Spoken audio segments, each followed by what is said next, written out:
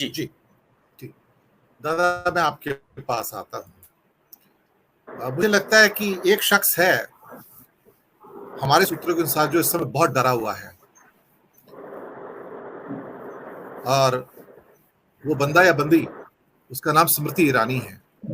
उन्हें इस बात का आभास होना शुरू हो गया है कि अगर कहीं राहुल ने इस बार अमेठी से चुनाव लड़ लिया तो शायद स्मृति ईरानी के पास कुछ भी कहने को नहीं है, और एक बहुत बड़ी हार उनकी प्रतीक्षा कर रही है वहां पर। मैं आपको सच कह रहा हूं, मैं जो इस टाइम राहुल का ऑरा इस टाइम है, तो उन्हें अब अपनी गद्दी बचाने के लिए हो सकता है अमेठी छोड़ के कहीं और जाना पड़े। दूसरी बात, भारतीय जनता पार्टी की पूरी राजनीति प्रताड़ना और उत्पीड़न से ओतप्रोत है, और उन्हें किसी के ऊपर कोई तरस नहीं आता, उनकी आंख से एक आंसू नहीं गिरता, किसी एक्शन का कोई खेद नहीं है इनको। कभी कभी लगता है कि ये कुछ इस किस्म के इंसान है जहां पर अगर सामने वाला परेशान होता है या कोई मरता है तो ये लोग खुश होते हैं उसके ऊपर, ये खुशियां मनाते हैं। ये इस किस्म की कौम इस समय हो चुकी है। एक डर और है, आज टाइम्स ऑफ इंडिया का एडिटोरियल, मेन एडिटोरियल कहता है मुंबई के अंदर कि मानहानि के कानून को रद्दी की टोकरी में डाल दो अभी से, वरना ना जाने कितने व्यक्ति अंदर होंगे। वो भी अंदर हो सकते हैं जिन्होंने कभी किसी को कांग्रेस की विधवा और जर्सी गाय कहा था, क्योंकि वो अपमान की दृष्टि में आता है, और वो भी आपको जेल की सलाखों के पीछे ले जा सकता है, क्योंकि एक बार ये पंडोरा बॉक्स खुला तो बंद नहीं होता है फिर। तो टाइम्स ऑफ इंडिया ने लिखा है कि राजनीति में बहुत सारे आक्षेप हुए हैं, आरोप प्रत्यारोप हुए हैं, गलत लैंग्वेजेस बोली गई हैं, और सब ने बोली है इंक्लूडिंग प्राइम मिनिस्टर। तो मुझे लगता है कि कुछ ना कुछ तो शायद इसमें होगा, लेकिन सुप्रीम कोर्ट का जजमेंट एक लैंडमार्क जजमेंट है, भले ही अभी अधूरा है, लेकिन ये लैंडमार्क तब बनेगा जब ये पूरा का पूरा कानून निकल जाएगा। अदरवाइज बहुत सारे लोग इसके लपेट में आएंगे। इस पूरे प्रकरण पर आपकी मैं टिप्पणी चाहूंगा, गौतम दा। नमस्कार, धन्यवाद दिनेश जी। सबसे पहले शुरुआत में मैं ये बोलूंगा कि आपने एक महिला नेत्री का नाम लिया है, मैं उसके बारे में कमेंट करके उसका महत्व बढ़ाना नहीं चाहता हूँ। ये कोई कंपैरिजन है ही नहीं किसी के साथ, तो उसको आप छोड़ दीजिए। सबसे बड़ी बात जो प्रधानमंत्री मोदी बोलते हैं, पार्लियामेंट में कहा कि एक मोदी सबके ऊपर भारी, लेकिन सुप्रीम कोर्ट का ये जजमेंट के बाद ये साबित हो चुका है कि एक राहुल गांधी बीजेपी और संघ के ऊपर भारी, ये साबित हो चुका है। सबसे बड़ा महत्वपूर्ण बात दूसरा है कि ये सुप्रीम कोर्ट का जजमेंट साबित कर देता है कि गुजरात ऐसे एक राज्य है जहां पे नीची अदालत हो, हाई कोर्ट हो, कहीं से आपको न्याय विचार नहीं मिलने वाला है। ये एक अद्भुत परिस्थिति है, और इसलिए सुप्रीम कोर्ट को इस बारे में संज्ञान लेना चाहिए। इस तरह का जो जजेस अपॉइंटमेंट, न्यायाधीश अपॉइंटमेंट होते हैं, उसमें सुप्रीम कोर्ट का भी एक है, उनका credentials, antecedents, past political activities, ये देखना चाहिए। आपको पता होगा कि सुप्रीम कोर्ट का जजमेंट का पहले एक जज अपने आप को रिसीव कर दिया, क्योंकि वो मानते थे कि उनका परिवार कांग्रेस के साथ जुड़ा हुआ है, इसलिए वो नहीं चाहते थे कि इस मामले में रहे। तो ये भी एक परंपरा है, हमारा जुडिशियरी का बहुत बड़ा परंपरा है, निष्पक्ष राय देने के लिए कुछ लोग, कुछ न्यायाधीश कोशिश अभी भी कर रहे हैं। देखिए, सबसे और एक बात बड़ा, ये राहुल गांधी के बात में सबसे बड़ा मेरे एक त्याग पत्र जो हुआ है बॉम्बे हाई कोर्ट के जज का, अदालत में बैठे बैठे कि मैं दबाव में काम नहीं करूंगा, मैं रिजाइन दे रहा हूं, ये शायद बहुत बड़ी एक कैंसर का संकेत है जो अंदर पल रहा है, लेकिन लोग बोलने से डरते हैं। नहीं, सही बात, उसको तो इसलिए बधाई का पत्र है कि उन्होंने हिम्मत दी, लेकिन मेरा मानना है कि वो मैदान से नहीं जाने से अच्छा होता, वो अगर खुल के और कुछ खुले कोर्ट में बोल देते और भी अच्छा होता, देश को पता चलता क्या है कहानी, क्या उनके ऊपर दबाव है। ये जो आपके, जो मैं बोल रहा था कि इसके लिए तो मैं मानता हूं कि सबसे पहले राहुल जी अगर जब भी संसद में जाएंगे, वो सबसे पहले मोदी जी और अमित शाह को आभार प्रकट करना चाहिए, ठीक से गले लगाना चाहिए कि भाई आज जो पहले, मैं तो मानता था कि राहुल गांधी नेता थे, नेता है, नेता भी रहेंगे, लेकिन नेता के रूप में जो स्वीकृति देश भर और आम पॉलिटिकल पार्टीज में जो आज हुआ, इसका पूरा श्रेय जाता है नरेंद्र मोदी को। इसलिए मैं उनको बधाई देना चाहिए कांग्रेस की तरफ से, भले ही उसको आलोचना करने के बजाय।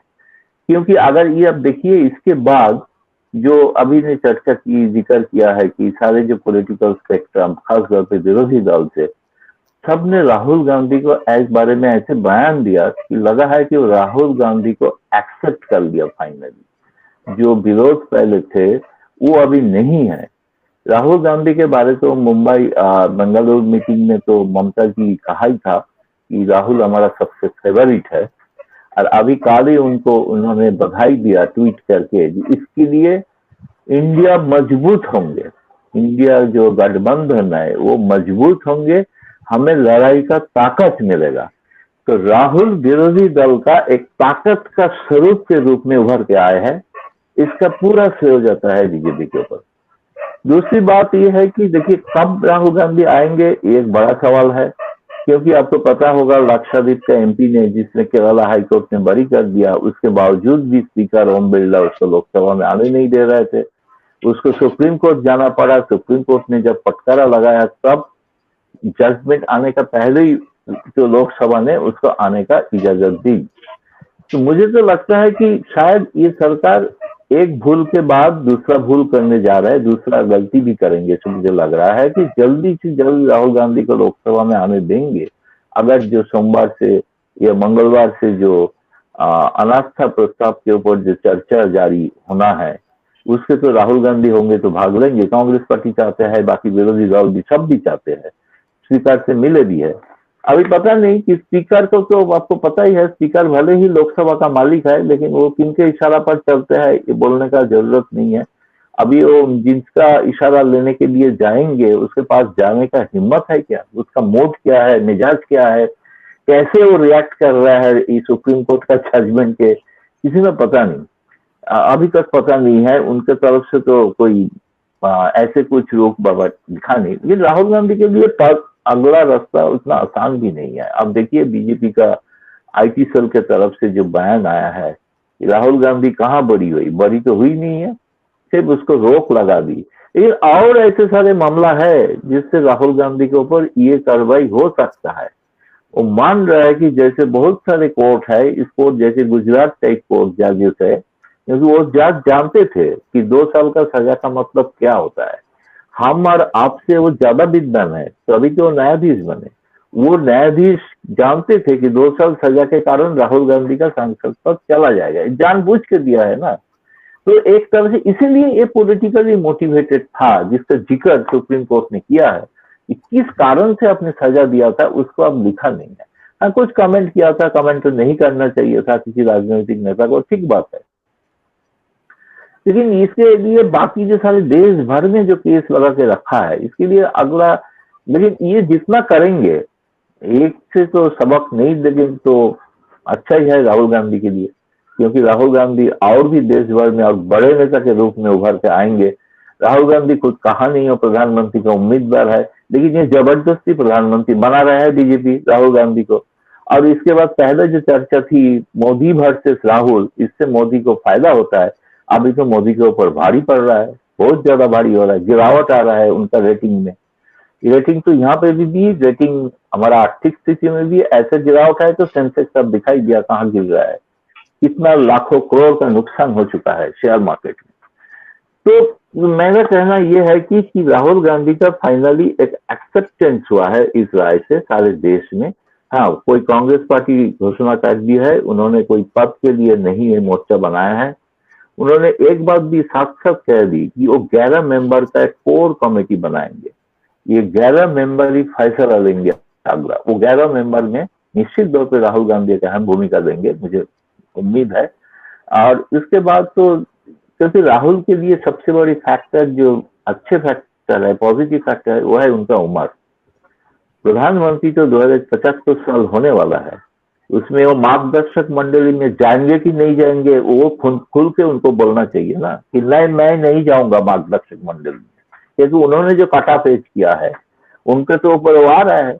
उत्तर प्रदेश से जोगी जी ताल ठोक रहे हैं, उनका लोगों ने घोषणा कर दी 26 में जोगी प्रधानमंत्री हो रहा है अगर बीजेपी आते हैं तो मोदी जी का क्या होगा। ये तो बहुत सारे बात है, छुपा हुआ है, इसके बारे में तो बीजेपी के अंदर शायद भी चर्चा होगा कि इनका जो जैसे लोग है, जैसे आपने नाम दिया कोई एक छोटा मोटा नेत्री का, तो इसलिए इस टाइप का लोगों का तो है जो मंत्री पद मिला के बैठा है। आपको बता दूं कि वही महिला मंत्री किसी कारण से वो हमारा मीडिया के ऊपर एक पाबंदी लगाया था, प्रेस इंफॉर्मेशन ब्यूरो ने। तो मैंने उससे प्रतिवाद किया था। उसने कहा था कि आके ये कौन है ये गौतम भाई, उससे मिलना चाहती हो। तो मैंने बोला मेरा सेक्रेटरी से बात कीजिए, वो अपॉइंटमेंट दे देंगे, मैं तो ऐसे डायरेक्टली बात नहीं करता हूँ। तो इस तरह का लोगों का, आप इसी टाइप का लोगों का आप देखिए, उनका जो सारे कुल मिला के जो रिएक्शन है आप देखेंगे, एक फ्रस्ट्रेशन दिखाई दे रहा है, एक हताशा दिखाई दे रहा है। वो सोचा था कि जो मोदी है मुमकिन है, ये पहली बार साबित है मोदी होने से मुमकिन नहीं भी होता है, ये साबित हो चुका है। तो इसलिए बहुत बड़ा घटना ये है, देश का भविष्य राजनीतिक दिशा तय करने का लिए फैसला है। मुझे लग रहा है ये निश्चित तौर पे बीजेपी के लिए बहुत भारी चुनौती आ गया है। जो मानते हैं कि अगर राहुल गांधी कुछ नहीं है तो सारे अटैक, सारे आक्रमण, सारे आलोचना राहुल गांधी के ऊपर ही क्यों, बाकी नेता के ऊपर क्यों नहीं कर रहा है? जो सामने है वो नहीं करते ना। कभी सुना है खारगे के बारे में कुछ कहा है? मैं तो नहीं सुना।